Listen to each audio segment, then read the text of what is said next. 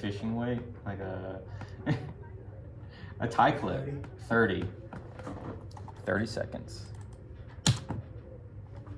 No, it's okay.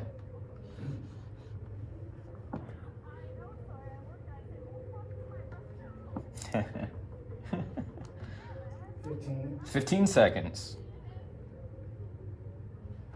10, 9, 8, 7, 6, 5, 4, 3, 2, 1. and we're up. Open rolls.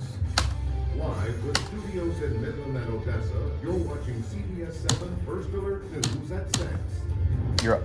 Good evening, this is CBS 7 News at 6, Weekend Edition. I'm Celeste Gessner. Our top story tonight, the Odessa Police Department is investigating a major crash that has left one person dead. According to OPD, around 1:35 this morning, a black Ford F-150 was driving westbound in the 1400 block of East 8th and hit a person in the road. The victim was pronounced dead by the Ector County Medical Examiner's Office, and their identity has not been released yet. OPD says the person's identity will be released once they've been positively ID'd, and this does remain an ongoing investigation. Bump to 4. A man has been arrested after being accused of threatening a security guard with a knife. Full screen. According to the Midland County Sheriff's Office, they were called to the 900 block of West Industrial on June 6th. Police say Servio Ruiz Valencia was trespassing and pulled a knife on a security guard. According to officers, Valencia then stole an American flag and left the scene. Police were able to find and arrest him for aggravated robbery. An immigration detainer was placed on Valencia after officials found out he was an illegal immigrant. Bump to 4. And we have an update on a story we brought you yesterday. The city of Midland will be shutting the water down near Radley Avenue and Ward Street. Video's up. According to the city, it will be shut down Alright, at midnight Armando, to you're allow coming up water in a to bit. drain off so a welder can fix the pipe in the morning. You can see a map of the affected areas on your screen now. Now this comes after an outside contractor hit a 24-inch concrete, causing the water main to break. The water is expected to come back on Split is around up. 10 a.m. The Midland Hispanic Chamber of Commerce is hosting the 37th annual Mex-Tex Family Fiesta event at the Midland County Horseshoe Arena. The event has tons of activities for people to enjoy. CBS 7's Armando Gomez is at the Horseshoe Arena Stand by, and he joins Armando. us live with the details. Armando? Q. Well, this event is packed with fun activities, vendors, a cornhole tournament, kids zone, live music. The Mex-Tex is to celebrate the Hispanic culture. And package This is rolls. the first time the Mex-Tex event is at an indoor venue because of the weather. They want the people and the volunteers to be comfortable while having fun. It is hot in West Texas, so we were so excited to have it inside. Even our volunteers who are Coming part back of our on camera community, too, Celeste. they're in an inside air-conditioned facility instead of having them outside. Yes. The new addition to the Mex-Tex event is the Permian Basin pageant. They added a new kids zone sensory hour for kids to have fun. 1 minute, at the Armando. area. Just to be able to make them feel included. There's earmuffs, there's stuff that will accommodate them, and we want those families that have those type of special needs children to also feel welcome within our community as well. Multiple vendors were at the event to sell their product. This was an opportunity for them to get the exposure they need. Just being able to be seen in our community. I think all of us as board of directors were entrepreneurship. I'm a realtor. 30 and seconds. So it's our way of being able to give back and to meet other people and to serve our community, which for me, that's the most important part. There was a fajita and menudo cook-off competition. Every year, the Midland Hispanic Chamber of Commerce wants to add new activities to Mex-Tex. 10 seconds. They want to focus on families. Stand Being by. able to give back. So even the menudo and the fajita contest, it's active restaurants or And cue. individuals who want to come and Wait. give back and contribute to that. Wait. And Q. Well, there's a few Tejano bands that will be performing later tonight. There's already performing on stage. You can still stop by here. They'll be performing till midnight. For CBS 7 First Alert News, I'm Armando Gomez. And Q Celeste. Thank you, Armando. You're clear. That looks like so much fun.